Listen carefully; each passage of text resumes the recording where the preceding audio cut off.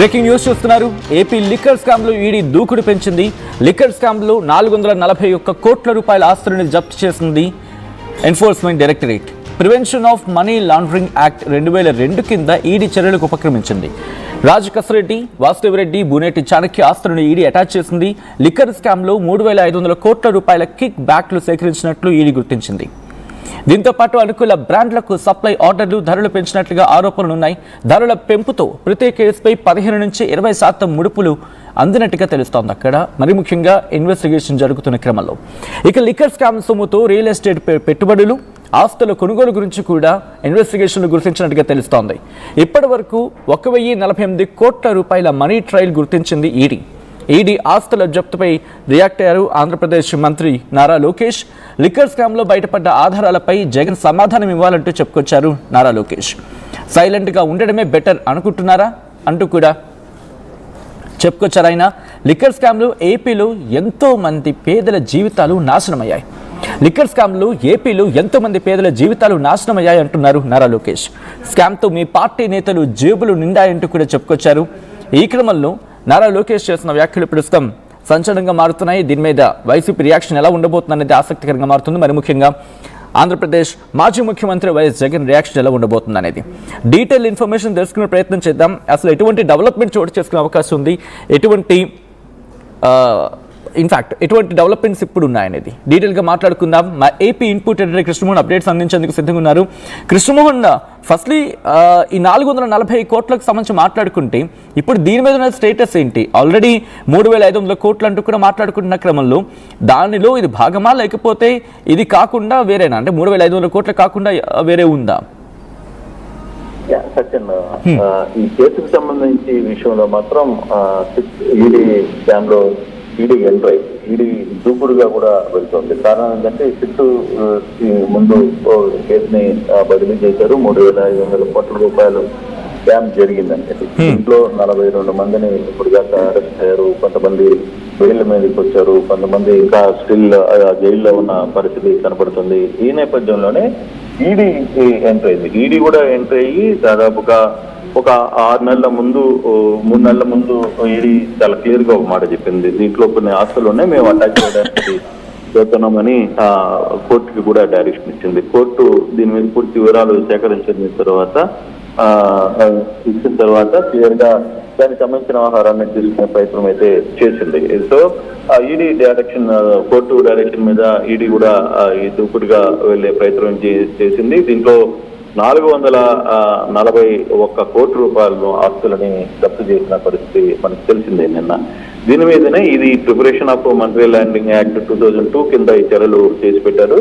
రాజు కసిరెడ్డి, అలాగే వాసుదేవరెడ్డి, బూనేటి చాణక్య సంబంధించిన ఈ ఆస్తుల్ని అటాచ్ చేసిన పరిస్థితి. అయితే దీనికి సంబంధించిన వ్యవహారం మనం పూర్తిగా ఒకసారి కానీ చూసుకుంటే దాదాపుగా 3,500 కోట్ల రూపాయల కిక్ బ్యాక్స్ సేకరించినట్టుగా గుర్తింపు అయితే జరిగింది. కానీ అనుకూల బ్రాండ్లకు సప్లై ఆర్డర్స్, తర్వాత ధరలు పెంచాలి, తర్వాత ఇతర వ్యవహారాలను చూడాలి, ధరలో ప్రతి కేసు మీద 15 నుంచి 20% ముడుపులు చెల్లించాలి, ఇవన్నీ కూడా చేస్తూ వచ్చిన పరిస్థితి మనం చూసాం. అంటే ఈ సొమ్ములతో ఇవన్నీ కూడా వివిధ ప్రాంతాలకి తరలించారు అనేది కూడా సిట్ కూడా చాలా క్లియర్ ఇన్ఫర్మేషన్ ఇచ్చింది. ఈడీ కూడా ఈ సిట్ ఇచ్చిన ఆధారాలని ఈడీ కూడా పరిశీలించింది. దాదాపుగా చాలా వరకు దీనికి సంబంధించి రియల్ ఎస్టేట్ వ్యాపారాలు, తర్వాత కొందరు సినిమా హాలలో పెట్టుబడి పెట్టారు. ఇంకా దీంట్లో చాలా లాగాల్సిన పరిస్థితి అయితే ఉంది. కొంత షాపుల్లో పెట్టారు, కొన్ని సినిమాలకి డబ్బులు పెట్టారు, హాస్పిటల్స్ లో పెట్టిన పరిస్థితి ఉంది. ఇవన్నీ కూడా దాదాపుగా 1,048 కోట్లు, అంటే దాదాపుగా 1,000 కోట్ల రూపాయలు మనీ దీనికి మనీ ట్రయల్ జరిగిందని కూడా ఇది గుర్తించిన పరిస్థితి అయితే ఉంది. సో ఈ వ్యవహారాలు జరుగుతున్న నేపథ్యంలోనే ఒక్కసారిగా 441 కోట్ల రూపాయలకు సంబంధించిన ఆస్తుల్ని ఈడీ జప్తు చేసింది. దీని మీద ఇప్పుడు నారా లోకేష్ స్పందించారు. ఈడీ దూకుడుగా ఉంది. దీని మీద చేస్తున్న అటాచ్ల మీద జగన్ మాట్లాడాలి కదా, మరి జగన్ ఎందుకు ప్రస్తావించట్లేదు? జగన్ ఎందుకు సైలెంట్ గా ఉంటున్నారు? మరి చేసిన ఈ దొంగ పనిలో జగన్ రోడ్లు లేదా అంటూ ఆయన ప్రస్తావించిన పరిస్థితి అయితే ఉంది. ఎంతమంది పేదల జీవితాలని నాశనం అయ్యాయి, స్కామ్ తో మీ పార్టీ నేతలు జేబులు ఉన్నాయి. మరి అటువంటి పరిస్థితుల్లో ఇప్పుడు ఎందుకు మౌనంగా ఉండడమే మేలని అనుకుంటున్నారా అని నారా లోకేష్ ప్రశ్నిస్తున్న పరిస్థితి అయితే ఇక్కడ స్పష్టంగా కనపడుతుంది. అయితే ఈ వ్యవహారం మీద వైసీపీ నుంచి ఎటువంటి రియాక్షన్స్ రాలా. ఉదయం నుంచి నారా లోకేష్ ట్వీట్ రూపంలో వచ్చిన ప్రశ్నలకి ఎక్కడ వాళ్ళ దగ్గర నుంచి ఒక సమాధానం కూడా రాలేదు. సెకండ్ అయితే ఇది ఈ 441 కోట్లకే కాదు, ఇంకా ముందుకు కూడా వెళ్లే పరిస్థితి ఉంటుంది అనేది, మరికొందరి ఆస్తులు కూడా అటాచ్ చేస్తారనే పరిస్థితి కూడా స్పష్టంగా కనపడుతుంది. అంటే కృష్ణమోహన్, ఇక్కడ రాజు కేశరెడ్డికి సంబంధించి కావచ్చు, వేమిరెడ్డి చంక్య, దాంతోపాటు వాసుదేవ్ రెడ్డి, వీళ్ళు ముగ్గురు గురించి మాట్లాడుకున్న క్రమంలో ఇక్కడ రాజు కేశరెడ్డి గురించి మాట్లాడుకుంటే బెయిల్ వచ్చే అవకాశం కనిపిస్తుంది. ఎందుకంటే A1 గా ఉన్నారు Raju Kesireddy, I think A1 A2. So ఇటువంటి రాజు కేశరెడ్డికి ఇప్పట్లో బెయిల్ వచ్చే అవకాశం ఉందా? ఇక్కడ A1 రాజకేశ్వరి, A2 వాసుదేవ్ రెడ్డి, ఈ రెండిట్లో కూడా రాజకేశ్వరిని అరెస్ట్ చేసి దాదాపుగా 8 నెలల వరకు జైల్లో ఉంచిన పరిస్థితి ఉంది. చివరికి ఆయన సుప్రీంకోర్టు కూడా వెళ్ళారు. అయితే తమాషా ఏంటంటే ఇక్కడ వాసుదేవ్ రెడ్డిని మాత్రం